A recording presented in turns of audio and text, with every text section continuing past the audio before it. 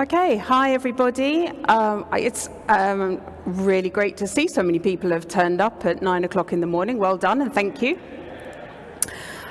So I'm Karen Jex. I'm a Senior Solutions Architect at Crunchy Data, and it really is a pleasure to be here today talking about Postgres on Kubernetes for the reluctant DBA. Definitely DBA, not DBD. I don't know what one of those is.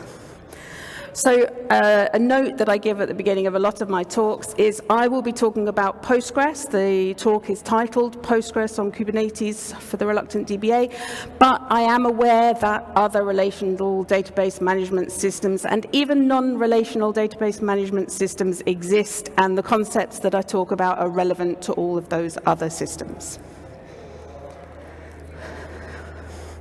This is me.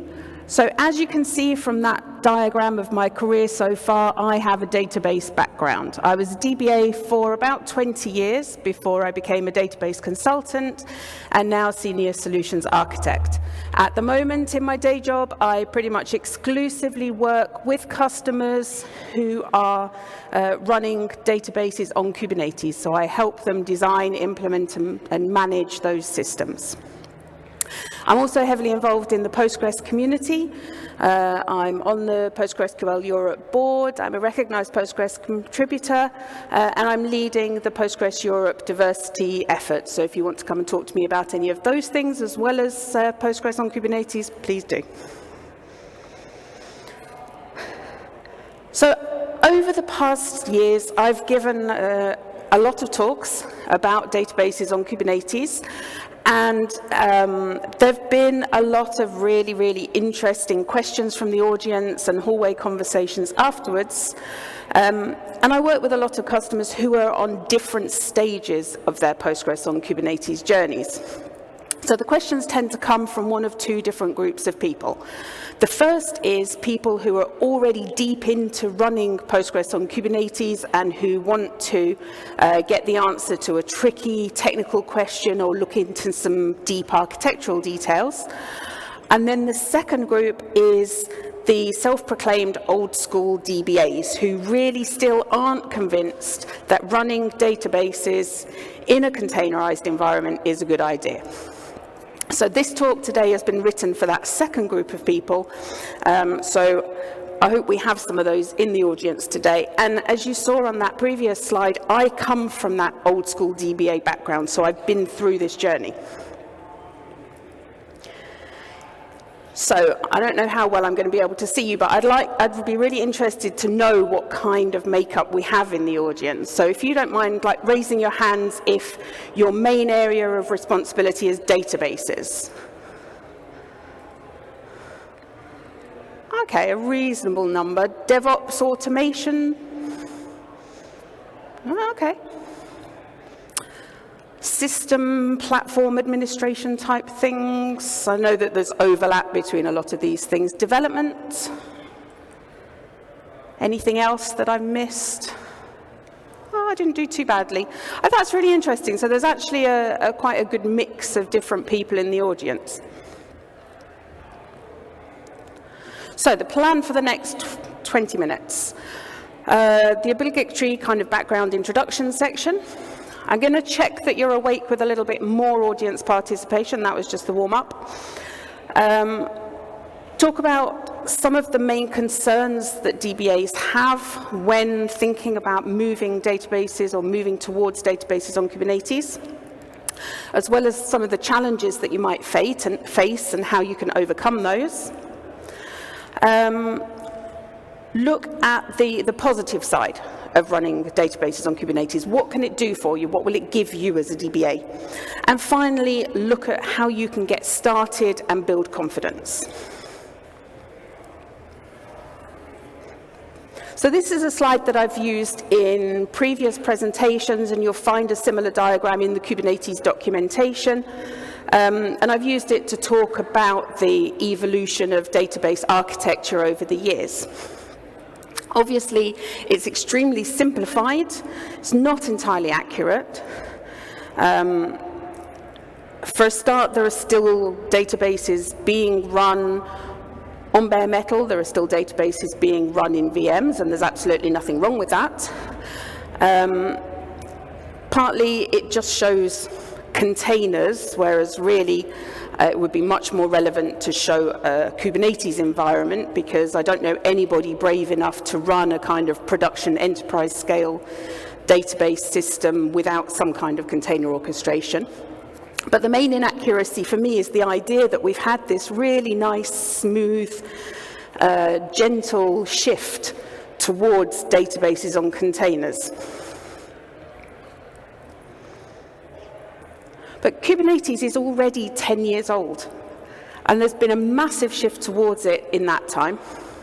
It might originally have been designed, and the idea was for stateless applications, but data on Kubernetes actually really wasn't far behind. So in 2016, we got the introduction of the support for the Kubernetes operator and the first features for stateful sets. So that started to mean that actually production database workloads in Kubernetes were a realistic idea. The Crunchy Data Postgres operator was launched in 2017, and there have been other Postgres operators and other database operators for Kubernetes that have followed, and that landscape is still growing and evolving. The Data on Kubernetes community was launched in 2020. In the 2022 DOKC report, they said that 70% of companies were already running stateful workloads on Kubernetes in production. And the 2024 report that was just mentioned says that databases remain the #1 workload on Kubernetes, highlighting the platform's reliability for mission-critical workloads. Okay, so the wake-up time that I promised you, and let's see, this could go horribly wrong. I have put up a QR code there for a Slido quiz. I've also put the number, so if you want to just go to slido.com and type in the number, that's fine. Just to reassure you, it's not a complicated quiz. They're not difficult questions. I'm asking 3 questions, and only 2 of them should be relevant to any one person.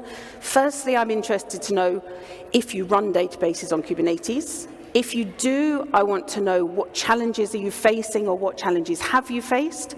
And if you don't, I want to know what's holding you back from that. What are your worries? What are your concerns about doing that? So let me see if I can do the magic here. Present from the beginning. Come on, you did it automatically last time, don't make me do it again. If it doesn't work, then oh no, you look like we might be okay. Okay, so hopefully everybody's found the right place. The link will be on the next slides as well, so don't worry too much about that. Okay, so let's have a look. First of all, are you currently running databases on Kubernetes? So I've given multiple answers. Okay, see how this goes. I'll give it a few minutes to see how people feel about this. Actually, maybe if someone can, oh no, I'll get the results afterwards, but I was going to say I might take a photo of it afterwards. How are we doing? We've still got some things coming in. I mean, so far there's only 1% on no way, so that's pretty good. It's quite encouraging.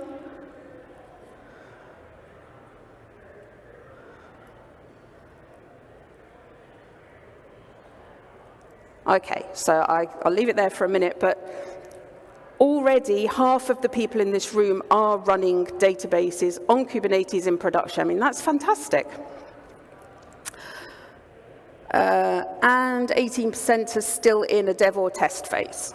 So that's a massive majority of people who are already running databases on Kubernetes. And of the rest, almost everybody is saying no, not yet. There's only one person in the audience saying no way. So actually, I think my work's done. I'm not sure I need to give the rest of the talk, because it sounds as though people aren't actually that reluctant. Okay, thank you.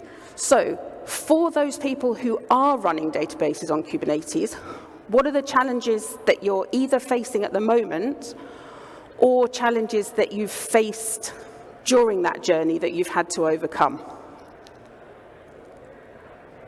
Okay, I think that's the number of the the thing of the quiz. So I'm suspecting that's not an actual issue. Stability, backup, disk issues. All stability and backups, okay?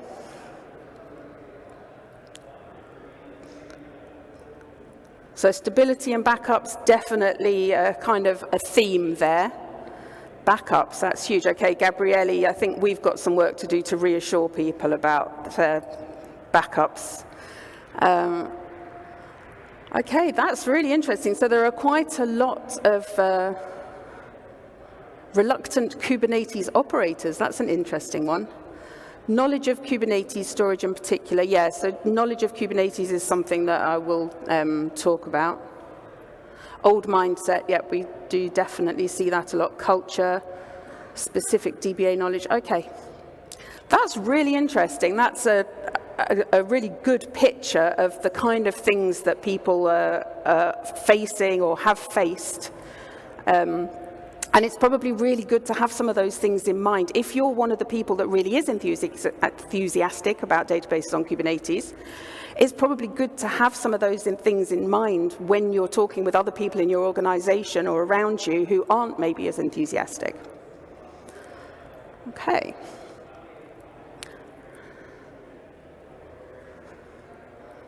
Okay, so if you don't run databases on Kubernetes, what are your fears or concerns? Okay, stability again, that is a big one. Buy-in from other teams to move forward, data leakage, security. Okay, so what are we seeing?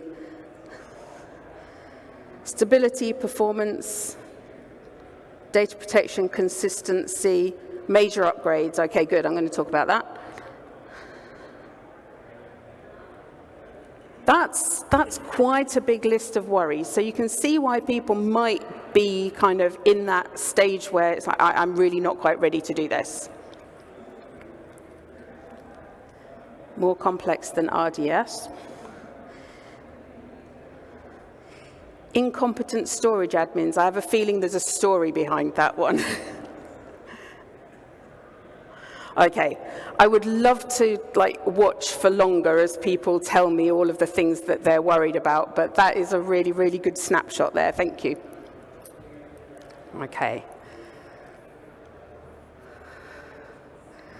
Let's see if we can go back to this.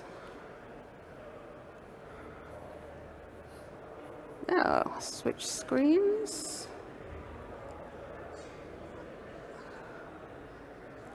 I can't read it from here. How do I switch my screens over?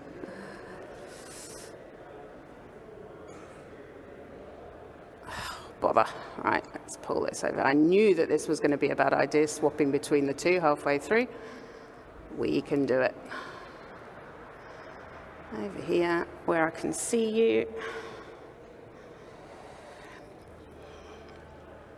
Okay. You go over there. So I might be supposedly database expert, MacBooks kind of not so much. Okay, cool. Thank you. That was really, really interesting, actually. So the next bit is about those DBA concerns, worries, and fears. And my worry here about, apart from the technical aspect, was about things going horribly wrong, was maybe you'd given me a completely different list or things that I haven't put in my slides, and that the rest of my presentation would be completely pointless. So let's see how we go. Many DBAs are, of course, understandably not all that keen on the stateless and ephemeral nature of containers. We all know that containers have a lot of great features. They're portable, they're lightweight, they let us create scalable, flexible architectures. But trusting your data to something that was designed to be stateless and temporary, I mean, that goes against everything that we were taught as DBAs.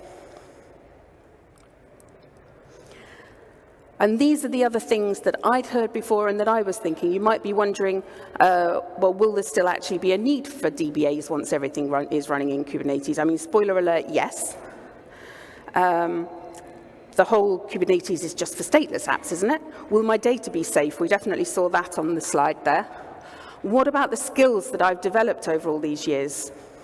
Are those skills still going to be relevant? It's complex. It's just another technology, and I don't have time to learn another complex technology. And then things like, I don't know where to start, and I don't know, even when I do start, I don't know where I go or who I ask for help. So hopefully, I can allay some of those fears in the next 15 minutes. And if not, and even if so, then please come and talk to me. I'm going to be around the rest of the day, the rest of the week, and it is genuinely one of the things that I like to talk about most. So for last month's DOKC Town Hall, Laurie moderated a discussion between myself, Laetitia Avro, and Francis Tai, where we talked about demystifying databases on Kubernetes. And during that talk, Laetitia said that there are two types of people who want to run databases on Kubernetes. She said we have the DBAs who need to be convinced that Kubernetes is stable enough and won't mess up their databases, and developers who are ready to run everything in Kubernetes and don't understand why DBAs are so conservative. Because, let's face it, DBAs are risk-averse and change-averse, and there are really good reasons for that. In general, databases aren't supposed to be innovative and exciting. They're supposed to just look after your data, make sure it's available when you want to query it, and keep it safe. If there's any kind of excitement around a database, it usually means that something's gone horribly wrong. So if a DBA has spent years honing those skills, learning their craft, they know that things are running nicely, they're reliable, they're stable, the data's safe. Why would they want to risk upsetting that to move to an entirely new platform? Okay, so again, I've made a list of what I see as some of the challenges of database on Kubernetes and what people tell me are those challenges. So we'll see how well that matches up with the things that you had to say. Kubernetes is a new technology, or at least relatively new compared to things like bare metal servers and VMs. So it introduces complexity and therefore risk. You may not yet have team members who have the knowledge and the confidence to work with Kubernetes. Things need to be done in slightly different ways. A lift and shift approach might not work for all of your databases and database applications. Some database applications may actually be much better off built from the ground up in a cloud-native way. The business may need additional reassurances. You yourself might need additional reassurances. And perhaps one of the most important challenges, and one that we did see in a few different versions on in the quiz, is that Kubernetes itself doesn't inherently know how to manage Postgres or any other database. So if you start by thinking, I've got to move all of my databases over to Kubernetes, you'll probably be wondering how on earth you're going to be able to do that. Wow, we spent far too long talking about the quiz, so now I'm going to have to whiz through everything else. So as a database expert, you are already juggling enough things. Focus on your strengths is one of the things that we talked about in that panel. Just focus on the things that are in your remit, that you're interested in, that make sense for you to do.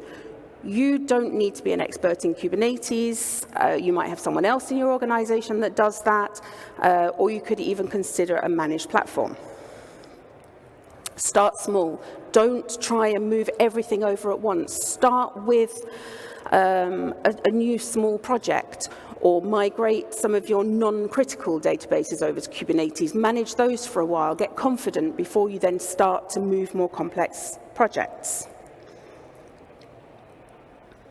So now the strengths of databases on Kubernetes. So I kind of turn that around and look at the challenges of running databases without Kubernetes, the challenges of running databases in general, mainly the sheer scale of things that a DBA is expected to do. I mean, I'm not going to read this list because the people that manage databases in this room already know how many things there are to do. And you're probably busy all the time. So as I mentioned, and as you know, Kubernetes itself doesn't inherently know how to manage a database, how to put a high availability architecture in place, how to do backup and recovery, how to do upgrades. So if you've got expert knowledge of Postgres and Kubernetes, you can probably cobble something together to do most of those things in the same way that you will have had to, over the years, learn to automate things, script things, do all the things you need to do to manage your database environment. But as a DBA, you've already got enough on your plate. Becoming a Kubernetes expert is probably not on the cards. So that's where the Kubernetes operator comes in, which lets you extend Kubernetes using custom resources and the control loop to work to keep an environment in the state that you declare. So it's difficult to fix things permanently. You just don't have time to improve procedures, fully automate things, avoid the issues that cause the 2 a.m. call-outs, keep up to date with upgrades. And DBAs are a bit like gold dust. It's not so easy just to hire more if you need more resources. So anything that can help with that has to be a good thing. Even a fairly simple database architecture could look something like this, with your high availability, your replication, your backup and recovery, multiple data centers, etc.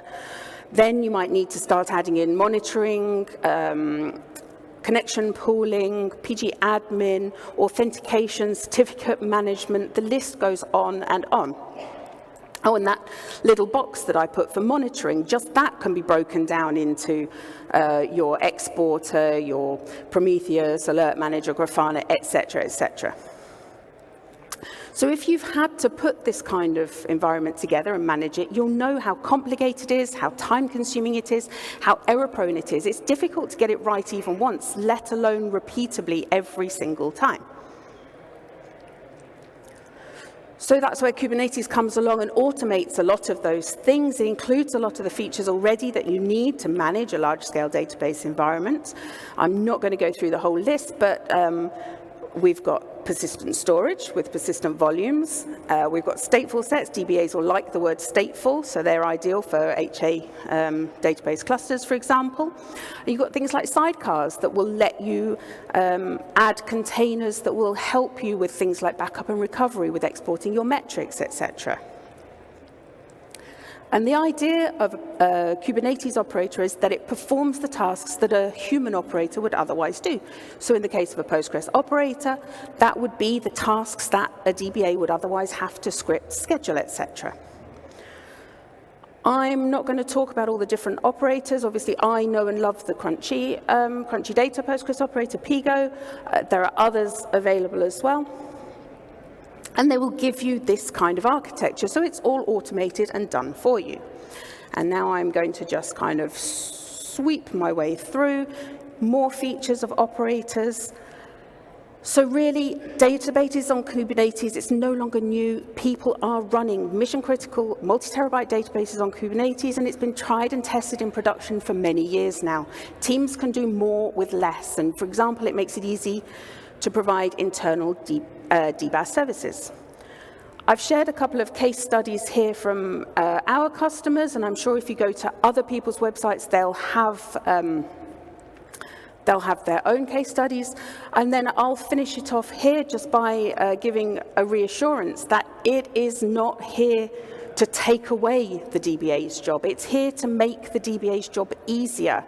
So it will take away those things that are repetitive, those things that are just fiddly to do, the things that need to be exactly the same every time, and leave you to do the interesting bits of the job. You'll be able to do the strategic things, looking at the architecture, the big picture, do some data modeling, talk to other people about databases, share that database knowledge, and get involved in those really in-depth performance tuning problems. And then I've left some things in here about how to get started and how you can learn more, so I'll just leave that for you, and I will say thank you very much, and I've left a QR code there if you want to give any feedback.